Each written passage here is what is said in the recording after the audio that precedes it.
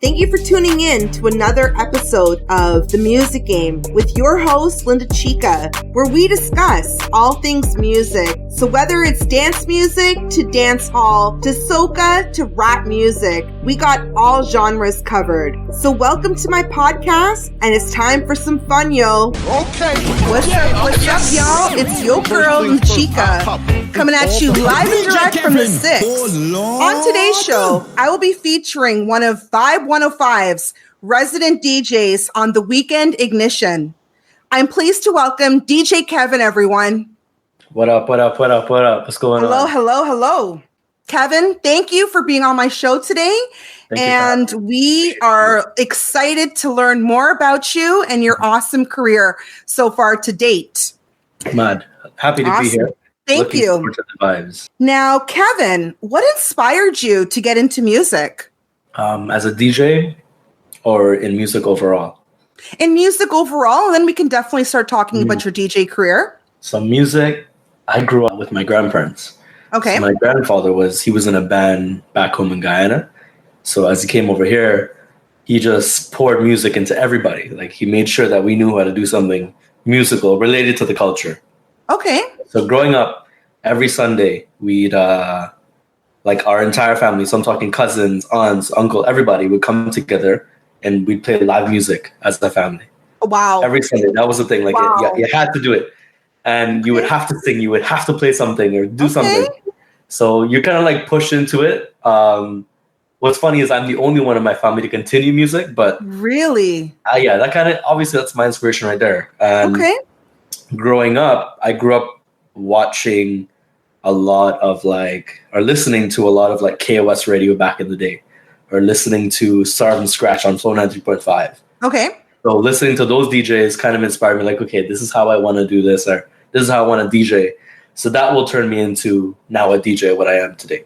And you started playing percussion and brass instruments at the young age of 6. Do you still play any instruments? I do, yeah, of course. So you can't let that stuff go to waste. So my mom made sure that I was doing music, like taking music classes as a young kid. Okay. Up to this day, I'll still, I won't do it on the actual instrument, but I'll play keys or do it on the software just to produce some music or produce a remix or something like that. Okay, cool. That is very cool. I didn't even know you did some production. Yeah, so I'm now getting into producing my own music. I'm releasing an EP in about 2 weeks or so. Wow. Completely original remixes, original productions. So it'll be fun. I'm still working. Okay, that's absolutely amazing. I'm glad that you shared that because I honestly didn't even know. And now, how did you actually get into the music industry? As a DJ, so I was 14 or 15 doing what's funny is right now, because of the pandemic, we're in a situation where DJs are doing live streams a lot. Right. A lot of us doing live streams. Right. That's how I started DJing. I would do a live stream. And really? Just playing music, yeah. And old school, a very old sound crew, they're no longer around, by the name of Rhythm Driven Sounds, messaged me one day. They're like, hey, we have an all ages. Do you want to be a part of it? I'm like, okay. It's an all age event that they used to do back in the day. Right. So I said, all right, cool. My first event. Great. This was June 26th, I think 2009, if I'm not mistaken. Okay. Anniversary, many-year anniversary. Yeah, I'm up there in the years now, but that was my first event, and they're like, we'll give you a 15-minute time slot, and you have to bring your entire DJ set. Okay. So it was 9 o'clock to 9:15 was my first set. So that was my entrance into, I guess, the clubbing industry and the party scene. Before that, I was doing family parties and this and that, basement parties. But that was the first club public event that I've ever done as a kid. So definitely you remember everything. And yeah, I remember everything. I remember right down to how I got there. My mom had to drive me because I have a license, right? Right. My DJ equipment. Yeah, it was not wow. Yeah. Well, definitely these are the milestones in life that we hang on to. So, and now that was a couple years back. So how did you actually learn to be a DJ? Self-taught. I just practice, watch YouTube videos. I'm a nerd, so I just sit and watch YouTube videos. If I have a question about something, I'm on Google. Love it. And I listen to other DJs too. Like I listen to a lot of mixtapes. When I'm driving, I'm listening to somebody's mixtape. Okay. So it's always good to just see what other people are doing, and then I learn from that. Absolutely. Absolutely. Now, over the years, I've watched you play at a ton of amazing fests, to boat cruises, events after events. Which ones are your favorite and why? I think the most important event I've ever done had to be Decal, Don't Cry I Leave In. Okay. I believe that was the 24th year that I did, which was last, 2 years ago. Don't Cry I Leave In, like I said, I grew up listening to Dr. J and listening to KOS. Right. I had a really good friend by the name of Two Touch who passed away, and that was his favorite event. So I always told him, like, yo, one day I want to play Decal. I want to play Decal. Because I'm always watching these YouTube recap videos. I was too young to even go to a Decal. Right. So by the time I was playing one, that was my first Decal I ever attended, and I got to play it. Wow. So that was one of those events that was like, okay, this is fun. Like, this. I remember I was on stage and the song Lauren, Don't Cry I Leave In was playing. I almost teared up a little bit because I was like, wow, it's so surreal. I am playing Don't Cry I Leave In. Right. Like, it's an historic event here in Toronto. For the people listening that aren't from Toronto, it's a soca event that Dr. J puts on, and it happens every year in February, right before Trinidad Carnival. Right. So it's a send-off for Torontonians or even New Yorkers at this point to go to Trinidad Carnival. But right now, it's a staple in February. If Decal doesn't happen, Trinidad Carnival ain't happening. Like it's just one of those events here in Toronto. It's true. It's one of our biggest and best events of the season. So, like absolutely. Even my mom and stuff went to Decals like as they were younger. I believe it. So growing up, I was like, yeah, I gotta go to Decal, and I got to play it. So and look at that, your first Decal, and you played it. Mm-hmm. That's wicked. Awesome. Now, typically, how long do you need to prepare for these events? I guess like I would say like I'm always preparing. Like I'm always practicing and mastering the craft. So like I know what I'm gonna do, the weekend after. Like I may work on something during the week that I may want to do at an event on Saturday or Friday. But in terms of creating a set for an event, like usually like 15 minutes before my set, I will say, okay, this is what the DJ played before. This is kind of what the crowd wants. Let me just put a bunch of tracks into a crate, and then I'll go from there, and then we'll have some fun. Okay. There are certain events that I have played where I would have to give them like a track list before. So that would be a different story in a sense where I would create something a few days before. And then we'll say, okay, this is what I'm going to play. This is how I'm going to play it. These are the tracks. That's the track. So depending on the event and what slot I'm in will determine how much time I spend on preparing. Okay. And it's good that you're always keeping ahead of the game. So you're, which is really helpful for you because you never know what can randomly come up. Things get thrown in all the time. So good. Now, what's the best compliment that you've received after one of your sets? Could be at a club, could be at an event, could it even be at a wedding? I don't want to sound like I'm tooting my own horn here. Like I get a lot of compliments. People and I'm always appreciative of what people say. Like, I enjoyed your set, or somebody would come up to me like, oh my God, like you just made my night because you played my favorite song. Nice. That's always nice to hear. I think what stood out for me was when somebody put me in the same category as DJs that I look up to. So somebody saying like, oh my God, like you and so need to work together because your set was so amazing, or you remind me of this person or that person. And I'm like, wow, like I can't believe I'm actually being compared to those guys that I'm looking up to. So something like that will make me feel like, wow, like, okay, I'm probably doing something right because it's an honor to be mentioned in that form, right? Right. So that's kind of a compliment that I would enjoy. But any compliment I always get or any comment, I always appreciate it. Who are some of the DJs that you look up to in the game that... Oh, you better get your notepad ready. This is gonna be a long list. Let me see. Let me start from the top. Sure. I'll start from Toronto, and then we'll work our way around. Okay. It's a lot. Like I listen to a lot of DJs. So let's start with like growing up, Dr. J, of course. That's my main person. Marksman, Jester, start from scratch. Who else do we have? Soca Sweetness, DJ Mace from Ottawa. Even like my friends like Junior Menace, Flex got next, Smarties, like everybody around me, like I'm always like taking things from them. Like I'm always learning from them. Yep. And I look up to all of them because they all do something different. Right. In Definitely terms of unique styles. Yeah, it's all different styles, right? So Absolutely. just listening to everybody is so amazing. And in terms of international DJs, like I am always listening to Private Ryan. Okay, yeah. I love Private Ryan. That's Yes. like one of my favorite DJs. Ryan Saeed, Rigo Suave, Young Chow, Milo Miles from New York, DJ Polish from New York. Like New York has so many DJs. Who else can I think of off the top of my head? Like Artist Team from Trinidad. All of those people are just idols for me. Like I always listen to what they do and pay attention to what they're doing because they're amazing people. And I'm sure there's a lot of DJs out there who I haven't even met yet that I know that if I listen to them, I'm like, wow, like you're amazing. Right. Good stuff. And it's nice that you're able to learn from them and absorb different things and make your own style. That's one thing I have observed about you. You do have your own style. Well, one thing that I was taught, and Jester said this in an interview, and I took this away from him years ago. He said, steal like an artist. Yeah. What that means is pay attention to what other people are doing. Take it, but make it your own style. Right? If you like something, you like the way somebody scratched something, okay, cool, use it, but do it in your own way. So, make it your own. Exactly. Now, talking about your music selection, you play all types of genres. I've heard you play reggae, dancehall, soca, hip hop. The list goes on and on. What would you say is your favorite genre and why? Now you're putting me on the spot here. Yep. Somebody's gonna listen to this and be like, "Oh, you don't like dancehall music? You don't like the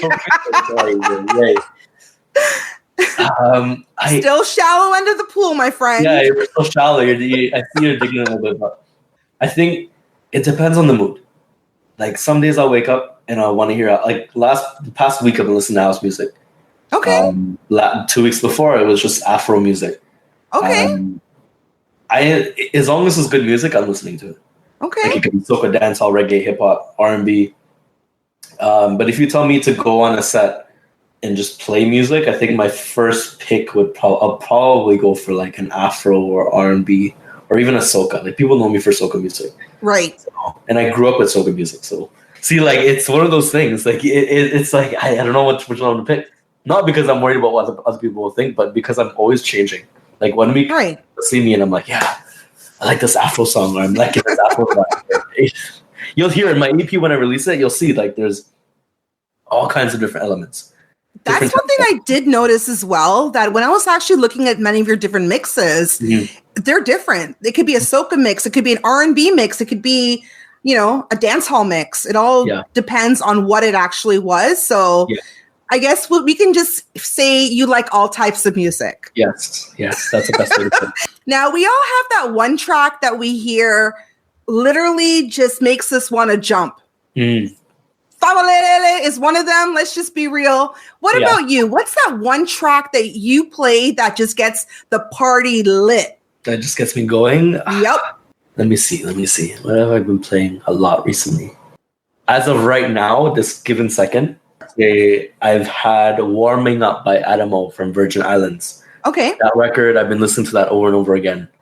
So that's one song I know that when you play it in a party, when we're allowed to party again, will definitely set the crowd off. Has a high feel. He's from the islands. He's a great person. The music he's producing is really good. And that particular record is one for the ladies. So I know it'll be one of those songs. Okay. Sounds good. Now, can you describe your DJ set process, selection process with us? In terms of preparing a set? Yeah. What do you look for? If I'm at a party, I'm going to be looking at what's been played already. That's key. Okay. What have the people heard? And what kind of crowd is it? It's always good to look at the crowd. Like you'll see me in a party, I may look like I'm either one pissed off or bored, but I'm not. I'm literally just taking in what the crowd is doing and how they're reacting to certain things. So something like that will help me select what I'm going to do on a set. Also, what am I there for? Like, am I there to play hip hop? Am I there to play soca? Am I there to do whatever I want? What time slot am I in? Am I playing early? Am I playing prime time, late? So stuff like that, all of those factors will come into, okay, what are we going to do when we go on set? So that's kind of the process. I always think about all those factors. Maybe if not more, if there's somebody who is celebrating their birthday, am I going to play their favorite song? Right? Like stuff like that. Right? Okay. That's kind of how I prepare for stuff. Now, Kevin, you've been in the industry for quite some time now. And I mean, obviously, you've seen the good, the bad, and the ugly. Mm-hmm. Now, in your opinion, what makes an excellent DJ? What skill set do they need to have? What I've seen happen is there's two things. I'll give you two answers for this because this is actually a really good question. Because people are always, and DJs are always wondering, okay, what can I do to be that great DJ? Yes. I'm not that great DJ yet, but here's what I've learned so far. First thing is seize every opportunity that comes your way and make the most of it. If somebody gives you an opportunity on something, don't just do it and then give it up. Do it, execute it, and take stuff away from it and try to use it again in the future. Okay. So always take in what you're doing and what's being given to you and try to make it exponentially grow.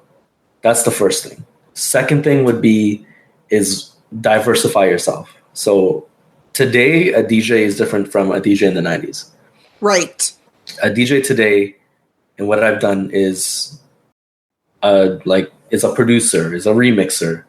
You're doing graphics, you're doing video, you're doing photography, you're doing sound design, you're doing everything that's music related. So diversify your talents and learn different things. Don't just stick in the music, because what ends up happening is you become stale. You become, well, he's just a DJ. But if somebody knows you can do other things, that brings your value up, right? You bring more to the table. They're going to want you on your team.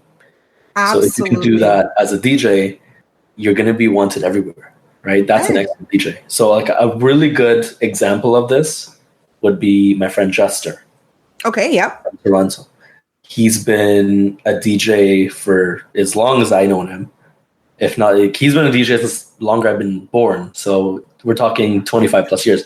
He does photography. He does, web coding. He does design, audio design, commercials, plays musical instruments. All those things add value to your brand. That's what makes an excellent DJ, right? And honestly, I didn't even know he had all those hidden talents.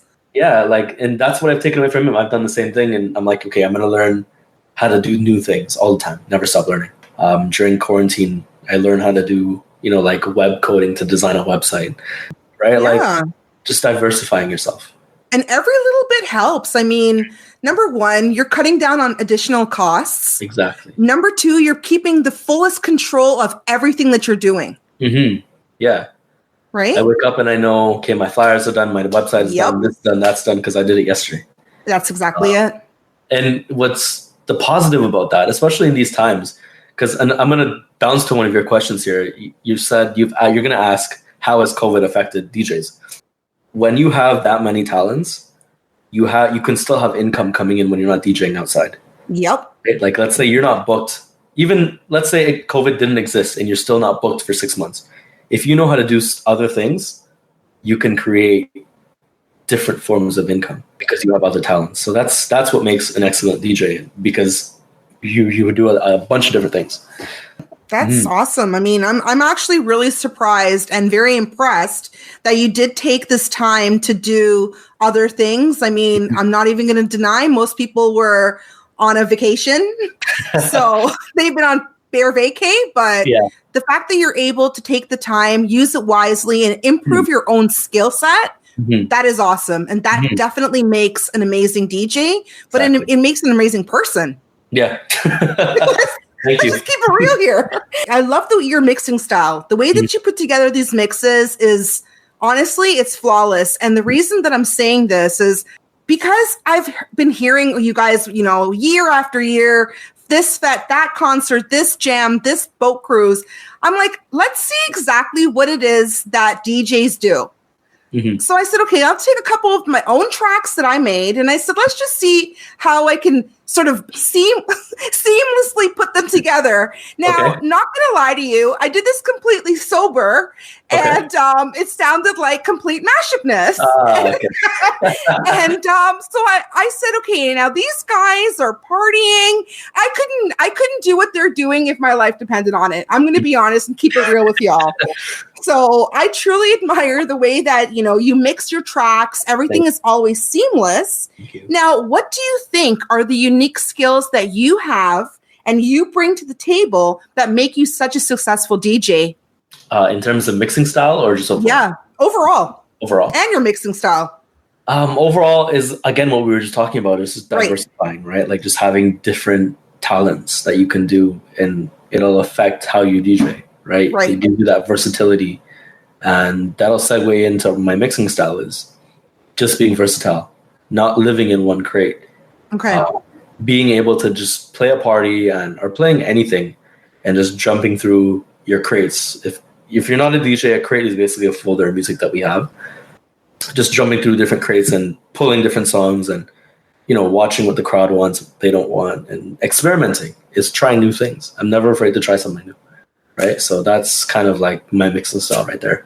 Now, you are on the Weekend Ignition show along with Dirty Des. Mm-hmm. Tell us a bit about your work on Vibe 105 and what is your favorite thing about it? Vibe 105. So what's funny is I didn't even want to be on radio. Like it wasn't even in my books. I didn't think about it. Okay. I had no idea of being on radio. I didn't have interest in it. Like I kind of thought about it, but I knew it would take a long time to get there. So Marksman actually came up to me at a party and he's like, hey, I have an opportunity for you that'll be like life-changing. And I'm like, what the heck is this guy talking about? Then he just walked away. He said, I'll call you on Sunday. I'm like, okay. And this is a Friday. So Friday, Saturday, I'm sitting there like waiting for this phone call. He said like, hey, because Soca Therapy, Dr. J's show on Saturdays, came to an end because he's just way too busy. Would you like to be a part of Vibe? I said, okay. Got into it. I have done a few slots on radio prior to, so I kind of knew what I was doing coming into it. Going into Vibe now, we were kind of thinking about, okay, what is the show going to be? How are we going to do it? Let it just be an everything and anything show. And from there, it's basically just become a show where me and Des have fun. It's our practice. Okay. Like, because we work together in a club. So we just go into radio and we're like, all right, let's have some fun, play some 90s, play some this, some of that, and have some fun with it. So basically that's what I do at Vibe, is just play some music on a Saturday night and have fun with it. Awesome. Okay. And now people have all sorts of perceptions about DJs. Mm-hmm. Some of them are true. Some of them are completely off the wall. Mm-hmm. What is a common myth about DJs and how can you debunk it? I have a question for your question. What are some myths that you know exist about DJs? Because that's luckily this show is not censored. Well, there's many different myths about DJs. I mean, give me one that you know is that you've heard and you're like, fuck DJs. I can't do it. Okay. That all DJs are players because they're industry men, okay? So that's one of the myths that tend to be well known about DJs. Okay. But we're not necessarily looking for that particularly. Let me debunk that real quick. I'll deal with that. I think a lot of girls and listeners are like, yeah. There's a lot of listeners right now listening to that, including your girlfriend. I'm just throwing that out there. So let me debunk that real quick. Okay. DJs are, yes, we are the spotlight of the party. Yes, it is a known thing. Yes. All successful DJs that I know are married and are loyal to their wives. Contrary to popular opinion, we're not. Or popular belief. Yes. There's a few DJs who dabble into women a lot. For sure. I'm not going to name names because they're going to kill me. We're not naming names. No. But there are a few, and they just keep it on the low. It is what it is. Right. They have fun with it. Okay. But most of us, we're normal people. We're not like, I need to go have a girl every night. Like, no, we don't. Good. Good. I mean, I wasn't necessarily going there, but that is one of the myths And that's like the elephant in the room when it comes That's the elephant in the room. Just casually throwing that out there. Okay, awesome. Now, typically, what are the struggles? I mean, every job comes with its own fare of challenges and struggles. What are the typical struggles that DJs tend to face? I think the biggest one, whether you do this as a full-time job or not, is just staying relevant. Like I've met some incredible DJs who have become irrelevant because the market is so saturated. Right. Oversaturation will lead to a lot of competition. And if you're not able to, guide yourself through that competition and continue working, it's tough, right? You got to be up every morning or every day and think about how are you going to grab the attention of some people, or, expand somewhere, or go into a different market, or continue to conquer your market. Right. And that's just as a DJ, if you're a hobbyist or as a full-time. If you're a full-time DJ now, that opens up a whole new can of worms, in a sense where you have to think about your bills. You got to think about how much you're spending. You have to think about your income, right? You're living off of something that can be taken away overnight. COVID-19 is a perfect example of that. Right. You have to be smart about your decisions and always continue working. Like, the work never stops. And if you feel like you should stop working, then you're going to pay for it. Right. So that's a huge struggle for us. And just staying up to date with music and just the obvious things like that. It's just music is coming out so often. And being that guy that people knows good music. So it's always a challenge. Industry is a very challenging industry to be in. And then we have people who think that we're players. So casually throwing that out there to the universe, everyone. On top of everything. Now, you touched upon COVID-19 earlier. It's been an ongoing issue for the entire entertainment industry as a whole. We really don't know when we can resume back any of this fun stuff. Exactly. How has it affected you directly? It's affected it good and bad. The bad side of it is obviously I can't DJ. As a DJ, and I think all my DJs listening to this will say one thing about us is we need that stage. Right. We need that spotlight. We need that crowd. We need that party. It's an addiction. It's an addiction. It's like this weird high that we get off of doing that. Okay. Yeah. I can't explain it to you. I don't know what it is, but it's just what satisfaction. It's a good satisfaction. That's the main thing that we've lost. And I think a lot of my DJ friends are suffering, and mentally it's exhausting. The COVID-19 mentally has, I think, drawn a lot of people back as DJs because we're not able to do that. We're not able to do things that we were used to be doing. And it's just changed the industry completely. Now, even going back to it, we have to think about how are we going to market ourselves? How are we going to create work for ourselves when we can't go out? We're stuck in a room with max of 50 people. Right. That's the bad challenge that I faced. I think the good thing about this is I've seen a lot of my DJ friends grow hugely. Okay. In the last 3 months. Things that they didn't get time to do, or they never thought they would do, or they learned a new thing has happened for them. Because we've been faced with the challenge. How are you going to stay relevant when there's no parties? Right. Live streaming. Right. Twitch. Yep. IG Live. Yep.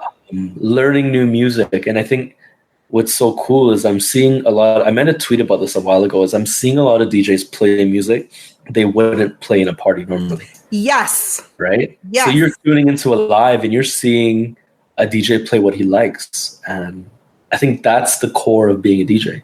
Just play what you like. Play what to you sounds amazing.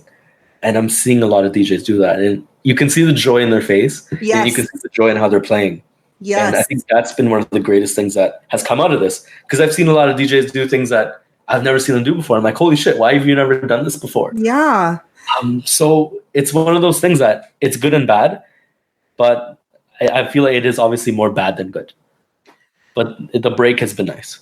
And it's nice that you actually observed that, because that's the exact same thing that I've observed as well. And I've even asked some of these DJs, hey, what's up with this? I've never in my life heard you play this, and I've known you for dog years. Yeah, what's up with that? Like, exactly. where is this coming from? Exactly. I love it. It's refreshing. It's a nice change to see them so happy in their element. Exactly. Because you do get caught up. Like sometimes, when you're doing events back to back, especially if you're traveling, it's tough because you're stuck doing the same set over and over and over again. Yeah. If the crowd wants to hear the top 5, you got to play the top 5. You don't trip. Right. It is what it is. So obviously we did get caught up in that. A lot of DJs got caught up in that. But now it's nice to see that we're not just playing top 5. We're playing everything right up and down the board. So that's one of the good things that come out of this. Good. And I mean, let's hold on to that. I mean, that's definitely something positive in the right direction. Mm-hmm. I hope after this, crowds are going to be more open to music. Good. And DJs are going to be more open to trying new things live. All right, let's hold on to that. Mm-hmm. Now, after doing so many shows over the years, what inspires you and keeps you motivated in the industry?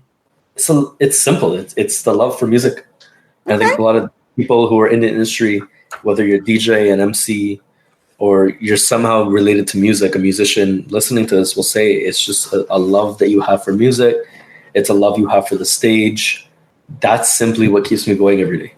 I wouldn't see myself doing anything else. Like I've had a 9 to 5 and I'm like, I can't do this, right? Like we just love what we do. Right. And some people are built for it. Some people are not. Me and a lot of people I surround myself with, we just love doing what we do. Right. Can't see ourselves doing anything else. I could hear the passion in your voice. I could hear it. So that's awesome. I mean, definitely, you got to love what you do. And when you're doing something that you love, it no longer is work. It's no longer work. Like, no.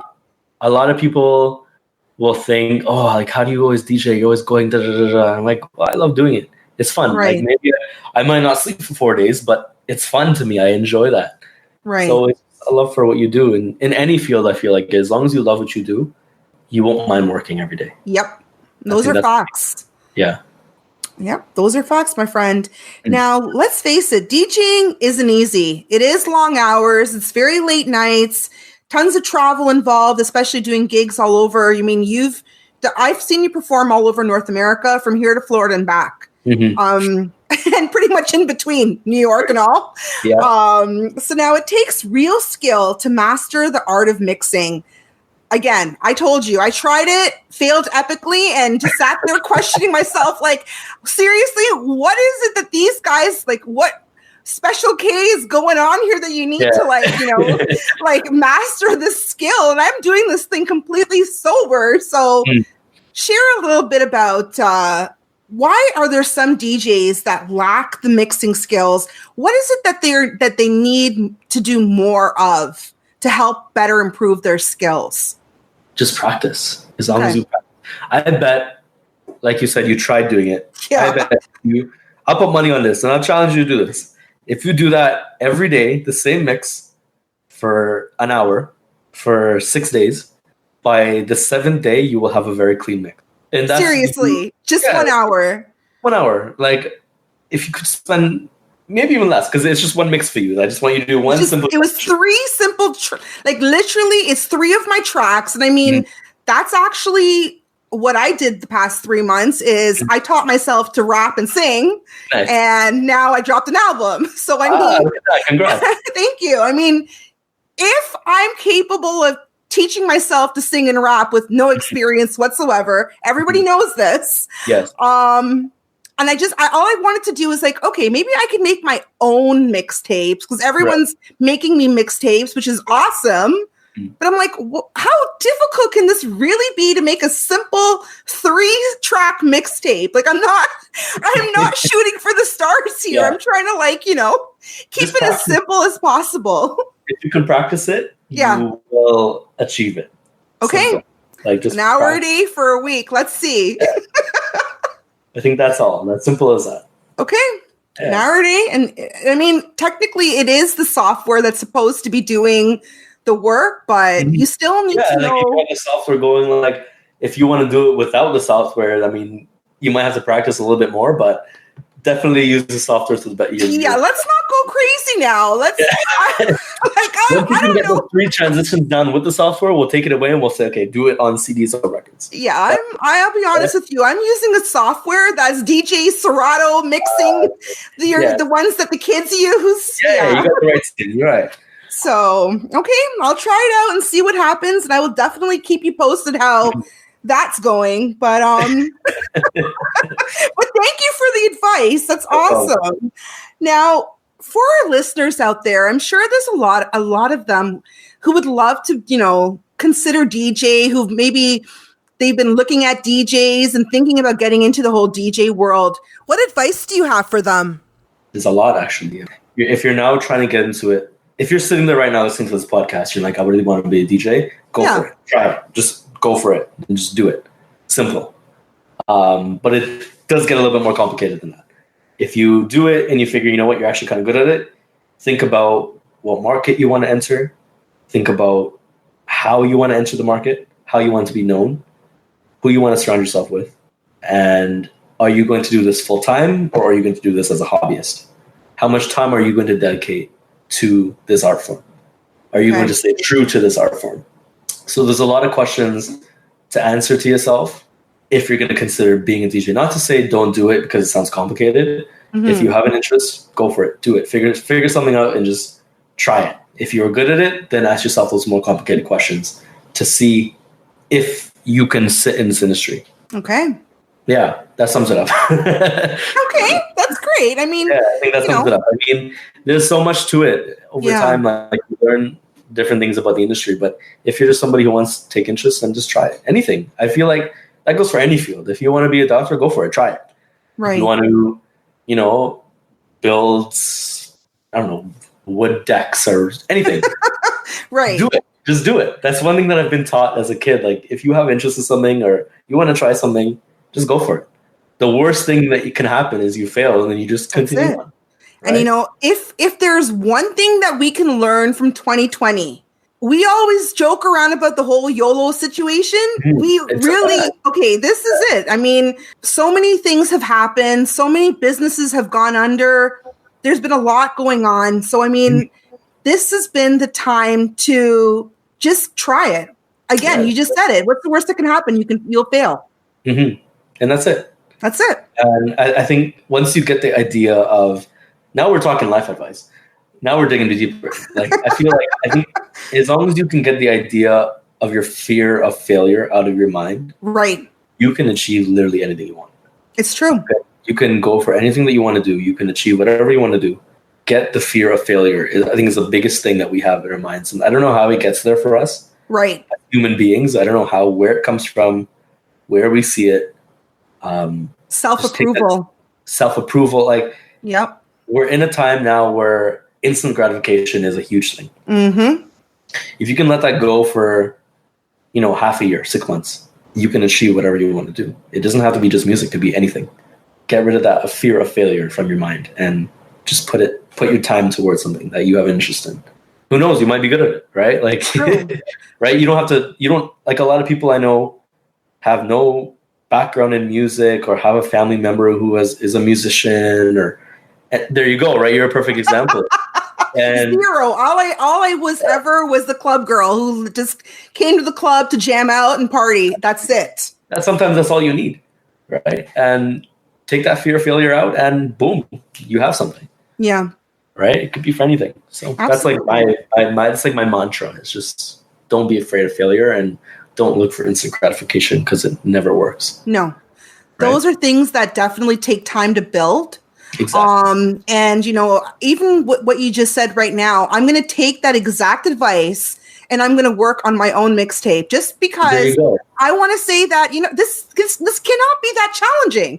I really, truly don't think it's that challenging to do 3 tracks. Like exactly. I'm not shooting for the stars here. I'm still on ground level, my friend. Okay. Exactly. Well, we all started somewhere, right? Like that's another thing too, is that we all start somewhere, whether you're good or bad. Like the first record I mixed wasn't as good as what you hear today. We all start somewhere, no matter what you do. So don't be afraid. I'm not looking to go play in decal or anything. I'm just trying to promote my own music myself. I'm trying to get out of the number 7 spot, trying to get back into the 6 and 6. There we go. Number 6 in the 6. I'm trying to get back to that spot. So I'm trying to be creative here with my own resources to do so. So, nice. By the way, I gotta tell you, I was very impressed with your attention to detail with your social media presence. Mm-hmm. I've been through so many different accounts. I do not mention names. All I could just say is you've been doing such an amazing job with your Facebook, with your SoundCloud, with your YouTube, all these different platforms, with your website. Mm-hmm. I really appreciate having everything so nicely organized. It was so easy to pull your segment together. Mm-hmm. Now, just putting in the universe for others who are listening, they could be other DJs, other artists. Mm-hmm. Why is having a good social media important to your industry and keeping it current and up to date? That's kind of one of those things that is new to a lot of people because it's one of those things that's always changing and it's always being updated. Okay. So social media now has become something that it's its own job. Best thing is to tell people is just always put content out. Like, whether it be a picture of yourself, it be a picture of your cat, just always put something out and have it there for people to see. As long as it's organized and it's relevant to you, you're good to go. It's so important to have a good social media look because that's the first thing people see when they see you now. Right. If we go back 10 years, the first thing you saw as a DJ is how they played in a party. Now you can see a DJ before they even play in a party. Mm-hmm. Right? As long as you have a good look, and that's your first impression. First impressions are the most long-lasting impressions. Keep your social media proper, organized, and professional. Right? Okay. That's one of the main things about social media. And that's definitely a very big selling tool as well. Yeah. Because you don't know who's going to come across your page, who's going to need services done, which event's going to be happening. Exactly. You want that information accurate. Always ask me, how did you get to travel as a DJ? I'm like, my social media. Like, people around the world have just found me on Instagram. Yep. They see me doing something, or they like the way I posted something. It could be one post, and that grabs the attention of somebody. And it's solely because that's your first impression. I think that social media has led to so many opportunities for me. And I think that's a new thing. A lot of older DJs wouldn't get that because they've built their foundation for so long. Which is great. Like, I wish I was able to do that, but I'm much younger. Right. The newer generation, we have to take into account social media as a huge platform. You can sell out an event by putting ads out. 1,000%. Pay Instagram ads, and they're cheap as hell. Like, you can pay $20. Yep. And people will buy tickets to your event. It's good to have that idea and that marketing talent. Like you said, you were marketing. Yep. Understand Google ads, understand Instagram ads, understand Facebook ads. Those things are so cheap right now, and they're the easiest way to get your brand out. And once you have a good page, people see that. Boom, you have a follower. Simple. Love that strategy because that is exactly it. I mean, with my experience, that is how I got the opportunity to start working with other rappers around the world doing collaborations. They're hearing my sound. They're like, oh, wow, this girl sounds good. And they're contacting me through social media. And we're doing different projects together. So, I mean, it's definitely something that you want to keep up to date, current, even though you may not believe in it. There's so much power behind it. And the best part is it's little to free. Yes. The cost associated is so small. I always tell people, I'm like, if you want to start a business, it costs $0 to make an Instagram account. That's it. Right? Like, you can start an Instagram account and put your products out. You will get attention. As some way or another. Just post. It's free. It doesn't cost anything. All you need is time. That's it. A little bit of time to invest in it. Invest in yourself. Invest in your brand. And that's about it. I think it's such a powerful tool now. And oh my gosh. Like, we haven't even unlocked the full potential. Yes. That's how I feel. We're not there yet. We're not there. We're still like literally testing out the waters because there's always new features popping up randomly on Facebook pages or, Instagram business accounts, like just random new tools. Exactly. Right? There's so many different things that I don't know yet about. And I think it's such a cool tool to use. So definitely for somebody who wants to get your brand out there, look to social media as your first outlet. Now, with the whole COVID situation, it's kind of hard to tell what's coming up, but do you have any projects, any events that you'd like to let our listeners know about? I mean, there's always the radio shows. There's always the live streams that are coming up. Yep. Hopefully we get to parties soon, but I will have my EP releasing soon. I have my mixtape always out. So just keep an eye on the social media. It's always going to be there. It's always up to date. Super. Hopefully I'll have some events for you guys real soon, because even I'm like, okay, I'm ready to play a party now. I was thinking this morning, I'm like, I miss playing a party, So hopefully soon we'll have some events and stuff coming up. But this is boat cruise season. Well, yeah. So for my people not in Toronto, right now in Toronto, it is warm, sunny, no clouds. We need a boat ride. This is boat cruise season, man. Unfortunately, we're still playing the waiting game. I don't know if we're going to actually see that season this year, but we can only be hopeful at this point. Hopefully. We'll see. I doubt it, but I doubt it. You never know, right? At this rate, you never know. Hey, it's Canada after all, so anything can happen, right? Exactly. I know 1,000%. You got a ton of fans listening right now. What message do you have for them? Thank you, guys. This is a very interesting question. I just want to say, thank you to everybody. Without you listening to this right now, I would not be where I am. It's simple. I think without your support, I would not be me. Without you taking the time out to like a picture or listen to a mixtape, I would not be me. So I'm thankful from the bottom of my heart, I would say. As cheesy and damn cheesy. No. But it's how I feel about people who support me. I genuinely love you guys. You guys push me further. You guys make me want to do more. That's awesome. No, that is not cheesy by no means, man. I don't think so.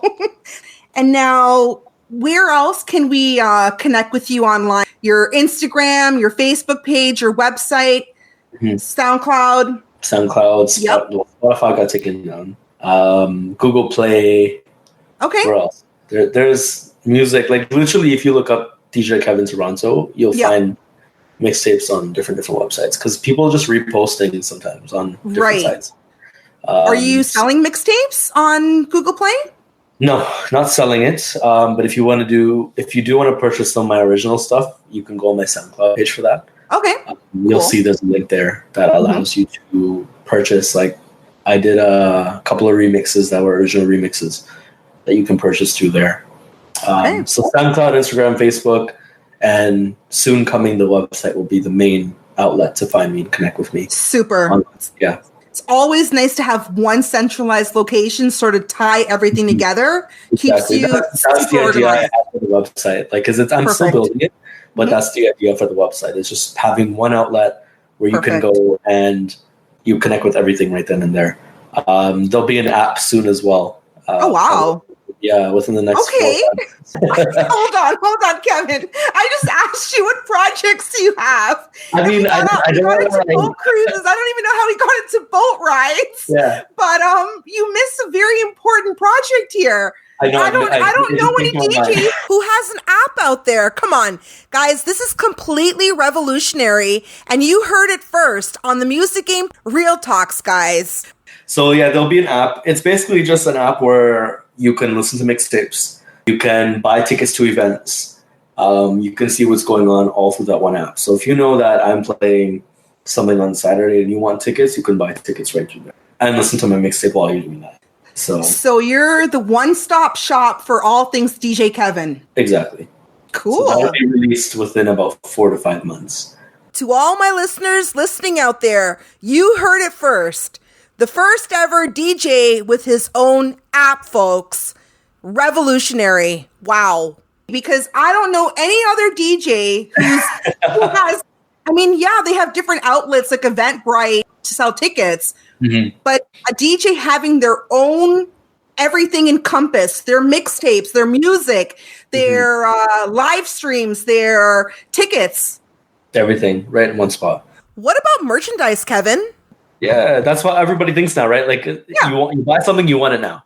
right? So I'm trying to do that with the industry in terms of music. If you want something, boom, it's right there. You don't gotta go here and there for what you need. Exactly, because at this point, when you're having your own app, you're now your own brand and entity. Mm-hmm. Exactly. So definitely take full advantage of that and capitalize on that. Yeah. Maybe I could see some DJ Kevin hats and shirts and stuff down the road. Store. Yeah, there'll be a store with some stuff where you can purchase some merch and things like that. Excellent. Yeah. And lastly, Kevin, what's next for you? Getting over COVID-19. Okay. Just making it through this damn pandemic. I mean, yeah. I'm continuing to just push myself as much as I can in the times that we're in.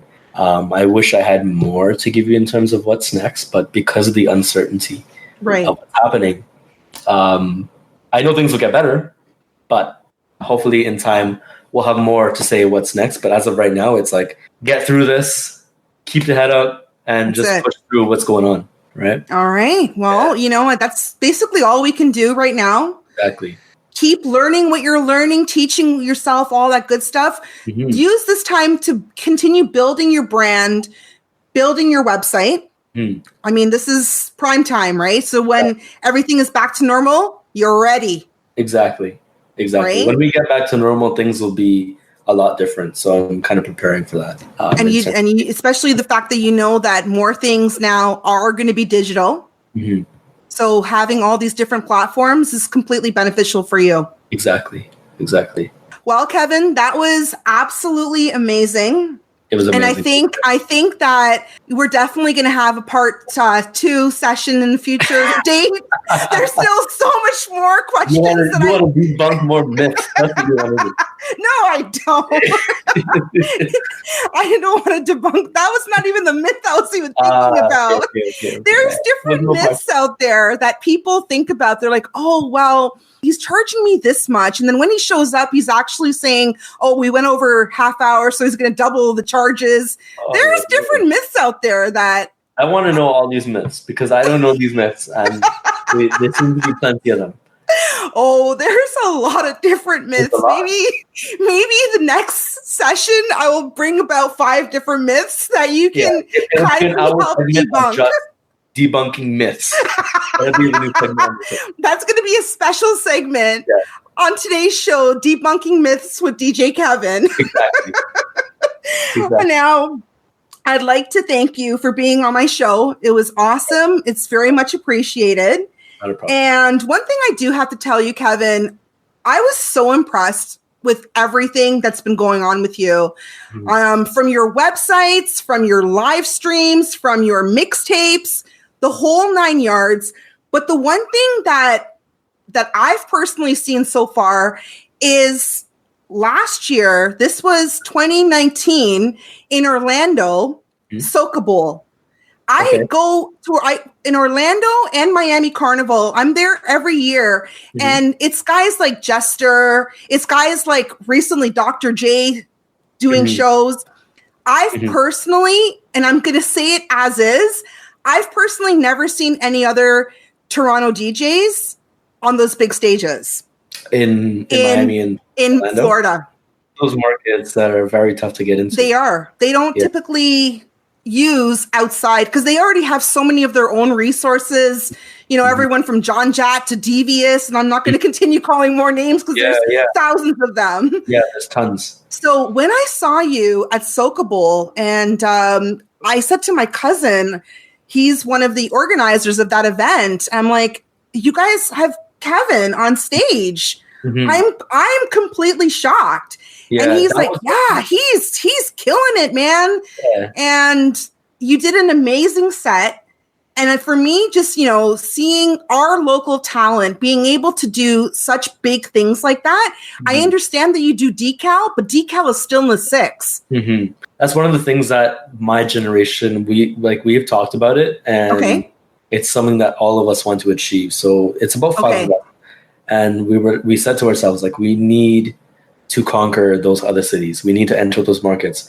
So that's kind of, I guess that you can put that under the what's next question. What's the game plan? What's the game plan? We do, because it's been a thing. Like, there's this weird stigma with Toronto DJs that people from different cities don't like Toronto DJs. We don't know what it is, but we're trying to like get rid of that stigma and travel more and enter different markets. So that's one of my main focuses, to travel into different cities and play a set that people can, oh, that's a guy from Toronto, right? Put Toronto on the map in terms of West Indian culture parties. Yes. Soca Ball is a good example. Miami Carnival is a huge example. So that's been one thing that I've been focusing on the last, I think, 8 months. So hopefully it'll grow as this pandemic is over in terms of traveling. Because I know for sure Toronto is going to be one of those cities that'll be last to have parties. Yeah. I've already gotten called for parties in Florida, but we can't travel, and I ain't going there right now. No. So that's been one of the things that we want to branch out more into an international market from Toronto. You know, I actually appreciate you saying that, because I was under the impression that it was no interest of the Toronto DJs penetrating other markets. That was my impression. Yeah, you could say that, because we have such a huge market here. Yeah. You can pick and choose. As a DJ, you can pick whether you want to conquer the Toronto market, which will still make you the same iconic DJ, or do you want to be a traveling DJ and go to different cities from Toronto? Because we have such a huge market here, it's not needed for every DJ to travel outside of the city. Right. We need guys here all the time. Right. And our market is still new, I feel like. We've had guys put down the groundwork. So the whole KOS team, Baby Blue Sound crew from back in the day, all those guys, King Turbo, they put the groundwork in. And now that it's built up, it gives us the opportunity as new DJs to say, okay, I want to go to New York, or I want to go to Orlando, I want to go here or there. Because I know when I come home, we still have a solid market. Right. Right. Well, you know where I can see you, honestly, after seeing you do Soca Bowl, because before, you know, I would see you here and there on boat cruises and stuff, and that's always here in Toronto. And I told my cousin, I said, that's absolutely amazing. And it's one of my proud moments seeing you on that stage, that I'm like, when am I going to see you with Private Ryan at Soca Brainwash in Miami? That's exactly what I Ryan, if you're listening to hear that, is that the first time? My background's marketing, and I mean, I'm always thinking about where are opportunities for myself or others. It just naturally comes to me, and I'm like, you know, he knows Jester, so I mean, this is definitely something right up his alley that I could see happening down the road. Just a thought. That's right. I see you along with Jester, Private Ryan, and Ryan Saeed. Those are all my Brainwash. I love all those people. Like, they're such amazing people. I've worked with Ryan a couple times on different few projects. Okay. Brainwash is one of those things that it's huge, and you have to pay respects to guys like Jester, because they spent so much time in this. He spent double of the time that I've spent in this industry. So where they're playing now, I know one day I will get there eventually. Right. I just got to put the time in. Okay. Right. So that's just my opinion. I mean, I see it in you, and I see you have that drive for so much more, which is definitely very refreshing. I'm just casually throwing it out there. That is where I see you, Kevin. Thank you. Appreciate that. Because that is one of the stages that I do really want to play on. Any event that Private Ryan puts on, because I'm a huge fan of Private Ryan. I want to do the press play stage. I want to do the Soca Brainwash stage. So in time, you know, everything comes with hard work. Fingers crossed. And I mean, I wish you all the best and continued success in your career ahead, praying that COVID's going to finally just, you know, go away and be done with once and for all. We need to live. I agree. You know, and that's a wrap. Thank you, Kevin. So definitely we're going to do this again. I do have a million more questions, but great. Real talks, I think you're one of the best here we have in the Six. Thank you. And the reason being is I grew up with all these guys because I'm old as dirt at the end of the day. You don't look so. Come on, man. Oh, that's the Guyanese, man. We like to sport so much that we never age, but it's your attitude, it's your mentality, it's the way and I've been in marketing my whole life. So if I can't keep myself looking good, something not right here, buddy. So, but I think that you have so much talent that use everything, continue learning, continue doing what you're doing, because, you know, again, because I know everyone on such a personal level, I don't know that way. I know your girlfriend closer, but, you know, you have so much potential, and I know 1000% I will see you on that big stage. Oh, appreciate it. Thank you. So thank you, Kevin. Start working a little bit at that DJ stuff, because the only reason I want to do that is because I need to be promoting myself more. If I'm ever going to want to move up the ranks in Canada, I got to keep, you know, promoting myself as well. So definitely. And there's always room for female DJs. Like we have like so I'm much. not looking to be a DJ. You can try a thing. Come on. Me not go try a thing. Me already make music. I've already stepped out of every last comfort zone possible. I'm doing hip hop music and rap music with rappers. I don't think I can get any more spotlight on myself at this point.